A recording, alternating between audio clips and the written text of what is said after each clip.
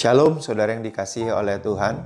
Hari ini kita berjumpa kembali dan saya berdoa kita semua dalam keadaan yang baik-baik saja, juga dengan kesehatan kita. Nah, hari ini saya mau berbagi firman Tuhan. Saya berikan tema apa yang perlu kita lakukan jika masalah terjadi. Nah, saudara yang dikasihi oleh Tuhan, di dalam Alkitab ini Habakuk itu memberikan sebuah gambaran ketika ada sebuah masalah di dalam dirinya. Saya mau bacakan firman Tuhan. Habakuk pasal yang ketiga ayat 17-19. Sekalipun pohon ara tidak berbunga, pohon anggur tidak berbuah, hasil pohon zaitun mengecewakan, sekalipun ladang-ladang tidak menghasilkan bahan makanan, kambing domba terhalau dari kurungan dan tidak ada lembu sapi dalam kandang, namun aku akan bersorak-sorak di dalam Tuhan, beria-ria di dalam Allah yang menyelamatkan aku. Allah Tuhanku itu kekuatanku. Ia membuat kakiku seperti kaki rusa. Ia membiarkan aku berjejak di bukit-bukitku. Bapak Ibu Saudara yang dikasihi Tuhan, Habakuk memberikan sebuah gambaran pada waktu itu bahwa ada resesi ekonomi yang terjadi. Namun walaupun ada resesi ekonomi yang terjadi, tetapi Habakuk tidak pernah menggerutu, dia tidak pernah mengeluh, tidak pernah susah, tetapi dia selalu beria-ria, bersukacita, bergembira di dalam Tuhan.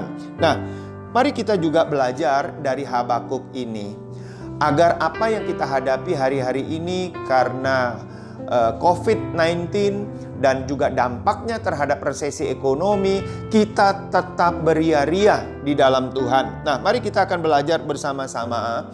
Langkah yang pertama adalah ucapkan pujian dan bersukacitalah di dalam Tuhan. Bapak Ibu, seperti yang dikatakan di dalam ayatnya yang ke-17, bahwa sekalipun pohon ara tidak berbunga, pohon anggur tidak berbuah, hasil pohon zaitun mengecewakan, sekalipun ladang-ladang tidak menghasilkan bahan makanan, kambing domba terhalau dari kurungan dan tidak ada lembu sapi dalam kandang.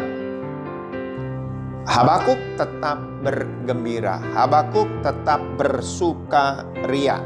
Nah, yang kedua, bawa semua masalahmu kepada Tuhan. Nah, Bapak Ibu, seringkali kita kalau ada masalah tidak membawa terlebih dahulu kepada Tuhan. Kita lebih senang, atau manusia lebih senang membawa masalah itu kepada orang lain. Sehingga belum tentu orang lain itu dapat menolong dirinya, dapat membantu dirinya, memberi solusi terhadap dirinya.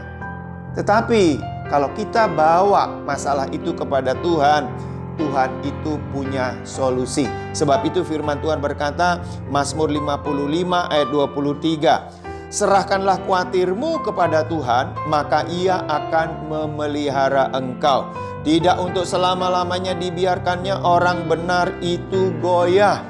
Bapak Ibu, ini janji firman Tuhan yang luar biasa. Ketika ada masalah itu datang, serahkan kepada Tuhan, maka Tuhan akan memelihara kita.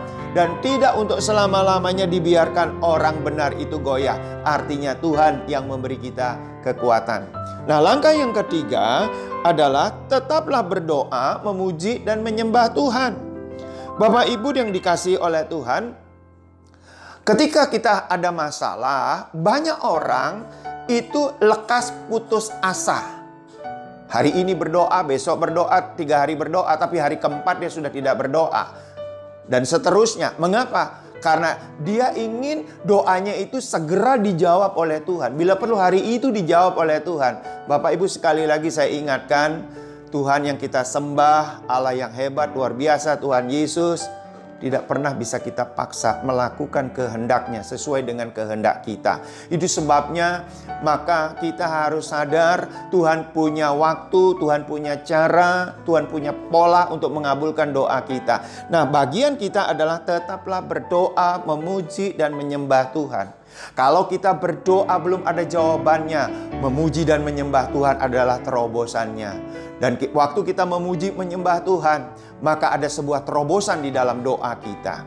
Nah, langkah yang keempat adalah jangan melakukan tindakan bodoh atau tindakan sia-sia, namun bersikap penuh rasa syukur. pada waktu masalah itu terjadi dalam hidup kita, banyak orang yang melakukan tindakan-tindakan bodoh. Misalnya, tindakan bodoh itu cari orang-orang yang dianggap dapat menolong dirinya. Ya, bergantung kepada manusia, mengandalkan manusia. Sebenarnya tidak ada yang salah, tetapi kalau bergantung kepada manusia, itu yang menjadi masalah. Mungkin dia menggunakan cara-cara yang beratmosfer okultisme. Nah, Bapak Ibu yang dikasih oleh Tuhan, itu semua adalah tindakan-tindakan yang bodoh dan tindakan-tindakan yang sia-sia. Itu sebabnya di dalam Efesus pasal 5 ayat yang keempat berkata, demikian juga perkataan yang kotor, yang kosong atau yang sembrono, karena hal-hal ini tidak pantas. Tetapi sebaliknya ucapkanlah syukur. Bapak Ibu yang dikasih oleh Tuhan, kecenderungan kalau orang itu panik, dia melakukan tindakan-tindakan yang bodoh atau tindakan yang sia-sia. Akibatnya menggerutu, mengumpat, menyumpahi, marah. Kepada siapa dia marah? Dia juga tidak tahu. Nah, sebab itu Bapak Ibu, biarlah kita ucapkan syukur kepada Tuhan. Nah, mari kita bersama-sama berdoa. Bapa, di dalam nama Tuhan Yesus, kami mengucap syukur kepadamu karena Engkau adalah pembela kami. Di tengah masalah yang Tuhan izinkan terjadi, Engkau tetap menolong kami dan menghibur kami. Bapa, hamba-Mu berdoa buat setiap umat-Mu yang mendengarkan berita firman Tuhan hari ini. Tuhan berkati dalam keluarganya, Tuhan berkati dalam pekerjaannya, Tuhan berkati dalam pelayanannya. Yang sedang sakit, Tuhan berikan kesembuhan kepadanya.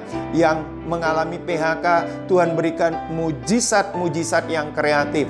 Ada terobosan-terobosan untuk mendatangkan penghasilan bagi dirinya. Terima kasih Bapa di surga, di dalam nama Tuhan Yesus. Amin.